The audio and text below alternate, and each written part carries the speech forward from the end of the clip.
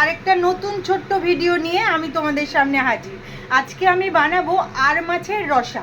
তার জন্য প্রথমে আর মাছটাকে আমি তেল, হলুদ, নুন দিয়ে ভালো করে ম্যারিনেট করে রেখেছি। আর এখানে কিছু ঘরোয়া মশলা আছে, পেঁয়াজ আছে আর টমেটো আছে। মাছটাকে প্রথমে উল্টে পাল্টে ভালো করে ভেজে নিতে হবে। মাছটাকে আমি হালকা লাল করে ভেজে তুলে নিয়েছি।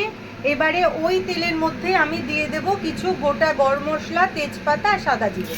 একটু সুন্দর মিষ্টি গন্ধ বেরোলে আমি দিয়ে দেব পেঁয়াজ কুচি। পেঁয়াজটা যখন হালকা লাল হয়ে আসবে তখন আমি দিয়ে দেব কিছু টমেটো কুচি। এবারে এই টমেটোটাকে ভালো করে নেড়ে চেড়ে পেঁয়াজের সাথে মাখিয়ে নিতে হবে।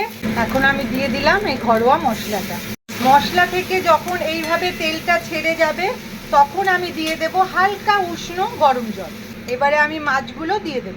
ধনেপাতা ছড়িয়ে দিলেই আর মাছ রেডি।